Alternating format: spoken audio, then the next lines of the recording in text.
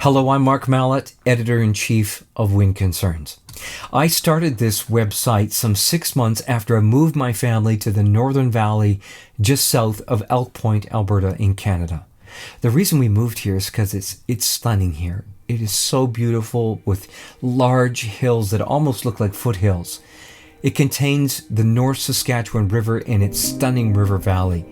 Many people from the cities come here for recreation in our beautiful lakes. It's called the Lakeland region for a reason. People come and kayak and boat and hike and fish on these lakes as well as the North Saskatchewan River Valley. It's known here also for its diverse wildlife, of bears even, of cougars, but also of other kinds of species of birds such as the bald eagle and indeed even the endangered whooping crane, of which there's less now than 600 in the world. And so that's why many of us were stunned when we received a letter in the mail saying that this Northern Valley would become the proposed project area for an industrial-sized wind turbine project. We read with astonishment that these offshore-sized turbines would now be placed behind our generational farms and acreages within hundreds of meters of our homes. And we learned that these would extend to a fifth of a kilometer into the sky.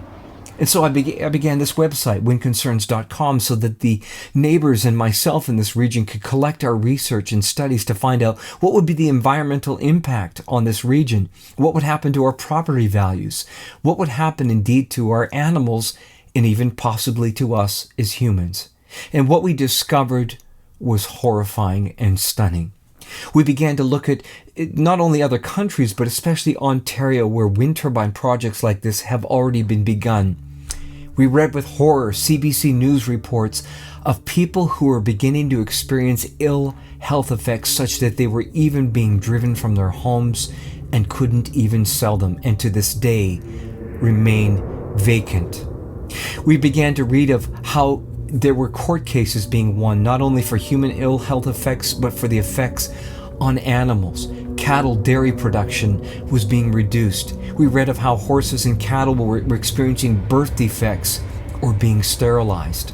In fact, at one of our public meetings that we eventually held, a woman from Ontario stood up and she said, "Everything that you're saying here is true." She said, "I have 10 mares that I was breeding, and when the wind turbines went up, all 10 of them," she said, "went sterile."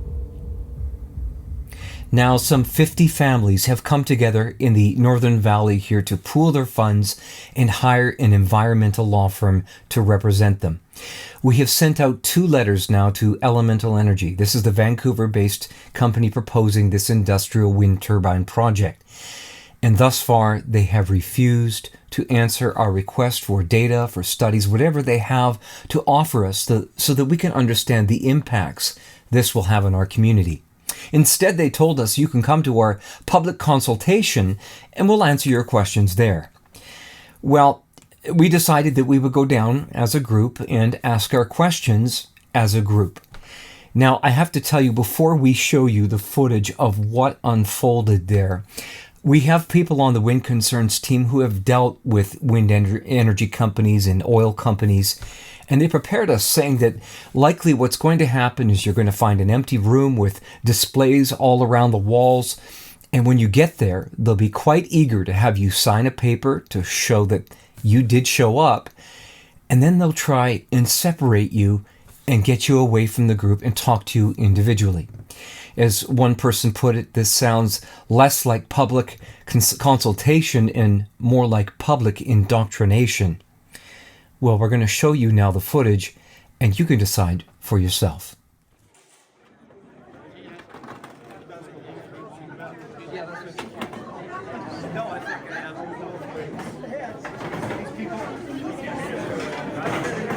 Can I get your attention, everyone? This project is in your backyard. It's in your neighborhood. They don't want us to ask. They want us to go around and ask questions personally. We're going to ask questions as a group. Are you for that? Absolutely. All right. That's what we're going to do. This is a meeting organized by Elemental Energy. They've offered to have a public consultation. It's part of their obligations with the Alberta Utilities Commission. So we're not here to destroy the meeting, we're here to be consulted. That's what they promised. And so your company's website says that you meet the highest verified standards of social and environmental performance, transparency, and accountability. In your letter dated to me and all those who are in your impact zone on February 1st, you said that consultation with county officials and landowners has been initiated and will continue through 2023. So I appreciate that you're standing here and you're listening to us. We've sent you 2 letters from our environmental law firm, Williams and Shear, with specific questions that have to do with our livelihoods, has to do with our property values, has to do with the health concerns of our citizens up in the Northern Valley and even down in the valley. Concerns about our livestock.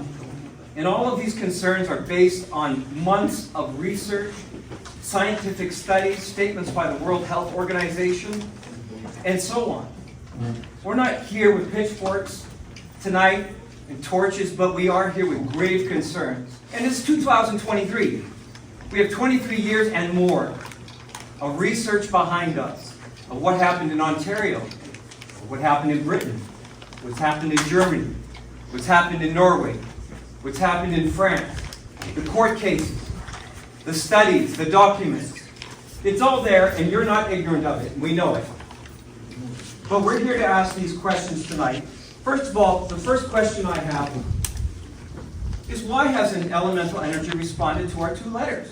This is why we're here tonight. You didn't answer the letters. We wouldn't be here tonight if you wouldn't.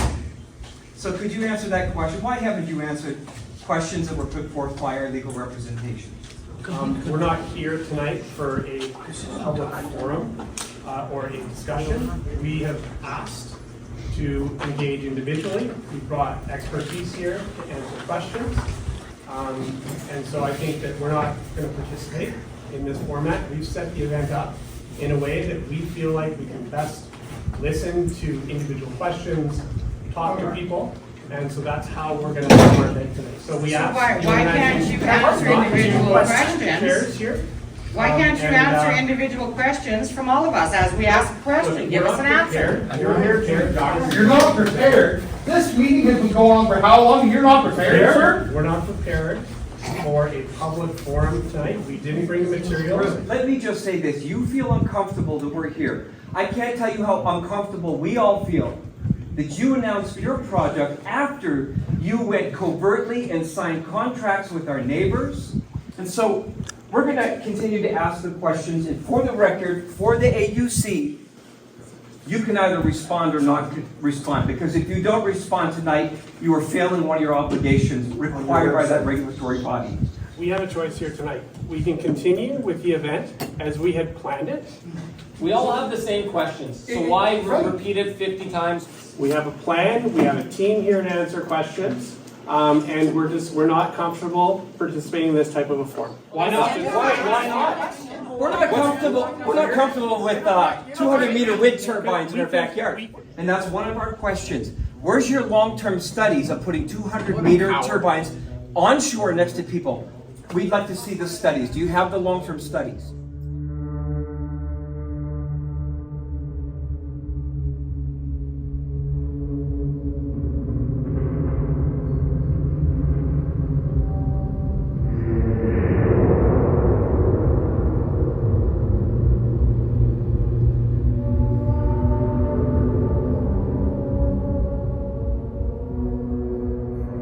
We're excited to see how many people are here. We would much prefer to engage individually with people. So John, you can engage individually with me. I'm asking you a question right now that I would ask you personally.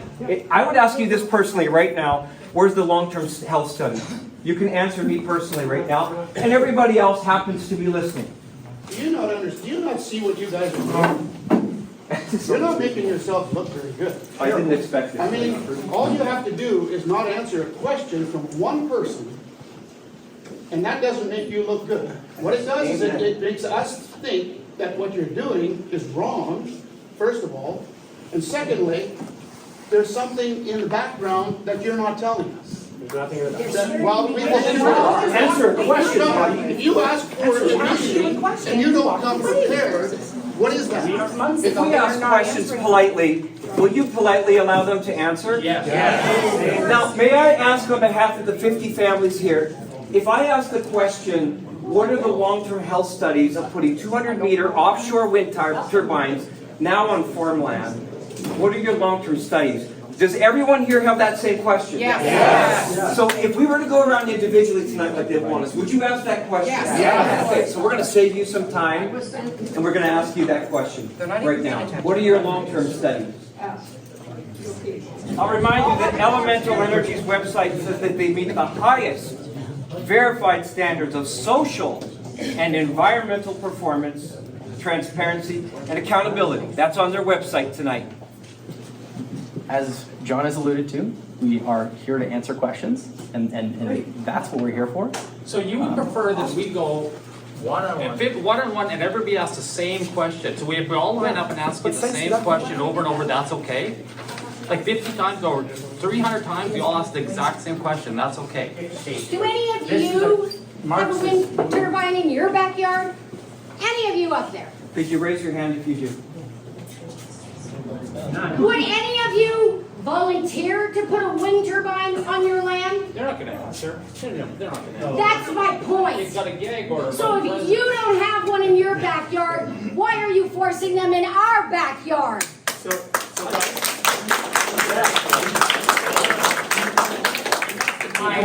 Who's this meeting for? For you or for us? Who is it for? For Everybody. No, who is it for? Who's it really for? These are the families that you're gonna disrupt by bringing all of this stuff into their backyards. Then I suggest that you start answering questions and make it a forum that you can all answer the questions that is being brought to you at the moment when it's asked. The difference is whether it can be a civil conversation or not. It can always be a civil And this forum conversation. that's been created is not a It civil can always be a civil conversation. We're presenting these questions to you because they are serious questions about our health, about our property values. For instance, studies from both the United States and Canada show property values drop from 20 to 40% everywhere these turbines go. Many of these people, our fellow Canadians, had to leave their homes and are still not in their homes.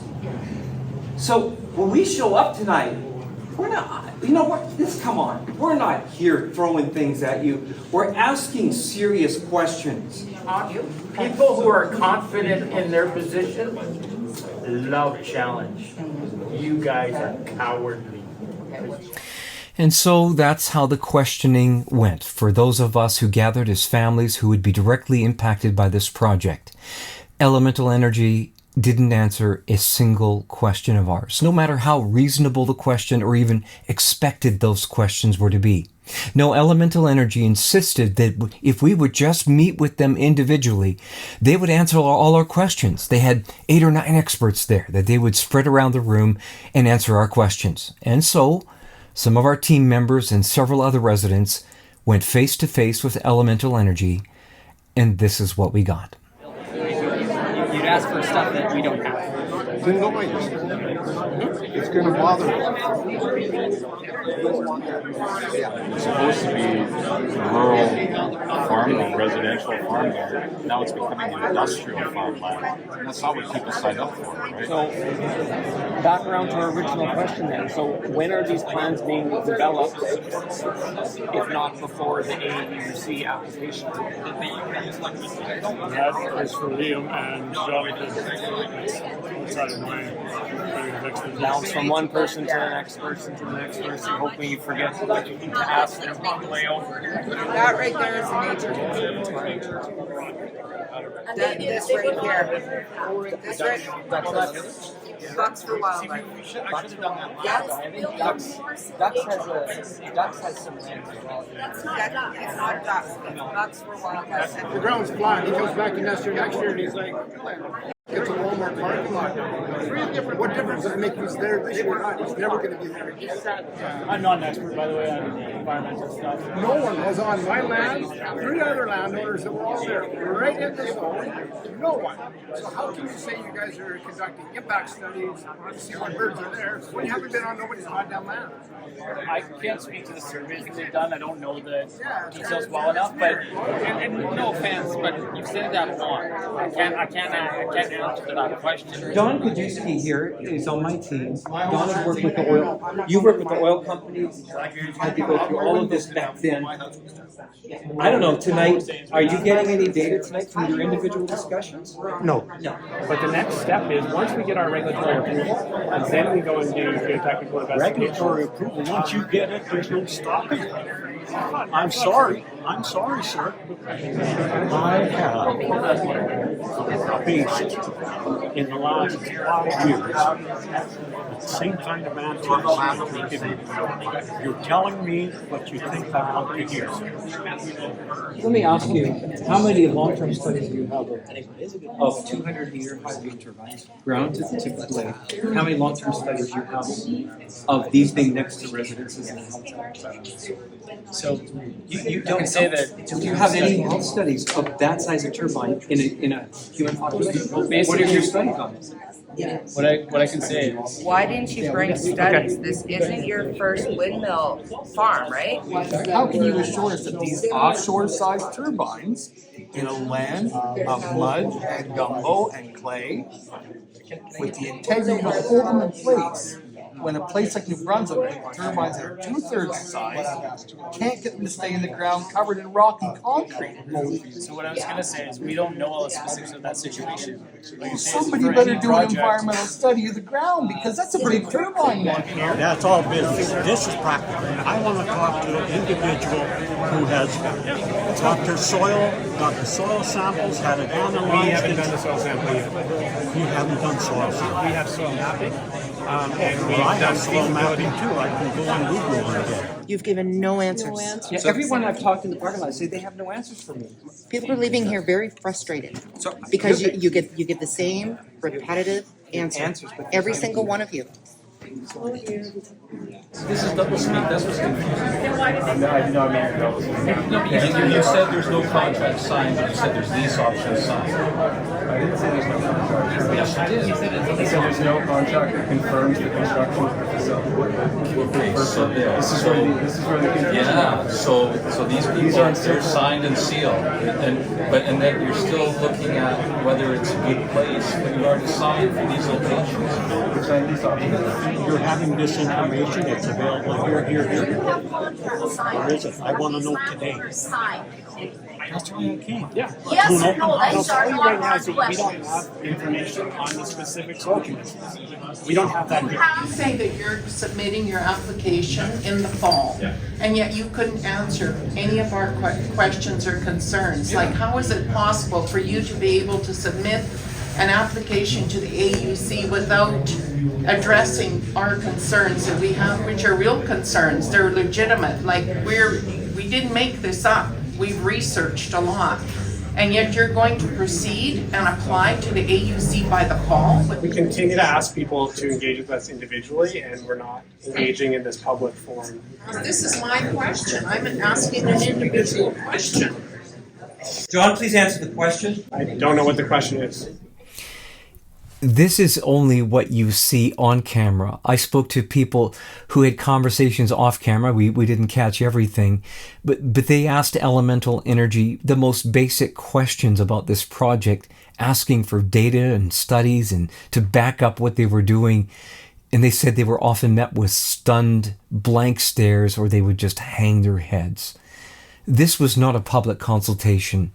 It was actually a public stonewalling. And here's why. This company, Elemental Energy, and all energy corporations who apply for an energy project, they have to take an application out with the Alberta Utilities Commission. And it's that regulatory body that makes the final decision. And one of their obligations as an energy company is to have a public consultation. It's a little box they can check off. But here's the other point to this. Several times, the principal of this company, Jamie Hewson, the guy with the curly hair and beard, would say to us, "Oh, we'll supply you the data and the studies during the AUC hearing." I'm not going to get into that right now. Oh, really? Okay. No, we're going to get into the weeds in the AC. Okay, But here's the problem, and many of us knew this already going into it. Once you reach that stage, you're now faced with a quasi-judicial regulatory body. And the only way to oppose and bring up our own research is for us to enter into that process. It requires that we bring in experts, sometimes world experts, flying them in and using our lawyers. This costs hundreds of thousands of dollars, if not into the millions, as one of our team members has first-hand experience with. As one member of part of the legislature here in Alberta told us in person, he said, "This regulatory process is unfair to you citizens and it needs to change." Absolutely. But the energy corporations know this, and this is why they stonewall us, and this is why they don't provide us any data. It's simply a public consultation so they can click off the box that they've fulfilled one of their requirements. Is the Ontario Court Tribunal, you're saying that's misinformation, their decision? Are you, no, let me finish. Are you saying the World Health Organization statement? I don't know. You don't know? I don't know about the Ontario. I don't know about the Ontario Tribunal. You should know.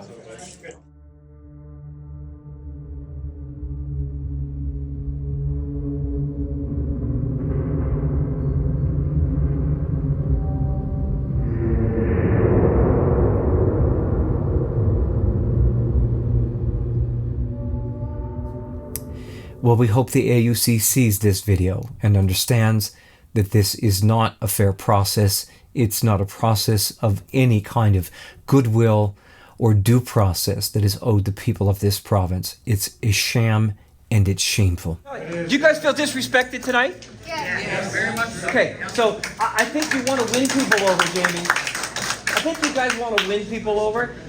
I don't think this is the way to do it, and I personally am shocked. We're not here to win people over. We're here to answer questions. We're here to provide No, information. you're not here to answer questions. I got no answers. I just want to say clearly, Elemental Energy, it did not expect the residents of this area to be so well spoken and so well researched. But they came armed with serious questions about the situation they were in. And we're about to show you an incredible exchange that took place between Elemental Energy and one of my neighbors. She was concerned about the studies she's been reading and the court cases that have been won about how the animals can be affected by wind turbines. And in this proposed project, her cattle would be stuck under one of these turbines. And she wanted to know what would happen if her cattle came up open or sterile because of these turbines. And this was the response. So when you're stuck on 1/4 of land, right underneath it, and what happens if those cows all come out open in the fall or the spring? We don't get a paycheck. That's our paycheck for the year. And I don't. You still get a paycheck when. I don't have an answer to your question, and I cannot guarantee that there won't be an effect. So what happens? We're not here to sell you on something. It's to hear your concerns, provide you information. The studies you've done on cattle. We haven't done those studies. Okay, well then you may as well just shut your mouth right So now. what happens? Maybe I He looked at me and he laughed in my face and he said, maybe you want a turbine on your land. When I'm begging to keep this away because I have 1/4 of land that the cattle are going to be forced to stand under to graze. And he just tried to bribe me by asking me if I wanted a turbine. Why don't you apologize to Put the lady? that on your... Why don't you apologize? Grow some balls. Put that Apologize on to the lady. in the local newspaper. Hey, You know what, John? don't smirk. You think you're kidding? It's not funny. Don't. And he's smirking, he's laughing in my So you face. admit that you tried to bribe us? Conversation. Don't smirk. Yeah, he's smirking. Well, as that company rep said out of his own mouth, we're not here to win you over. We're just here to answer your questions. Well, they certainly did neither. For the AUC's own stipulations on a public consultation clearly say that it's for those with persons whose rights may be directly and adversely affected by the proposed project, so that concerns may be raised, addressed, and if possible, resolved. We can say without question they weren't addressed and they most certainly weren't resolved. Well, we're going to leave you with one last exchange between the principal of that company and one of our colleagues. But before we do, we want to remind you of our website. It's windconcerns.com. And there you'll find all the studies, the research, the court cases. It's all footnoted. And you can find out for yourself why even some hardcore environmentalists like Michael Schellenberger are beginning to say, as the facts have come in, that many of us have started to question our prior beliefs and change our minds. For me, the question now is, now that we know that renewables can't save the planet, are we going to keep letting them destroy it? Okay, here's that exchange now with my colleague, Lavina Awashiak. She's a former award-winning head nurse. She does her research. She doesn't open her mouth and speak unless she knows her stuff. But in this case, I know that she's speaking for all of us here in the Northern Valley, and I suspect for many people around the country, if not the world, who are in the same shoes as us. She puts things into perspective. Thanks for watching.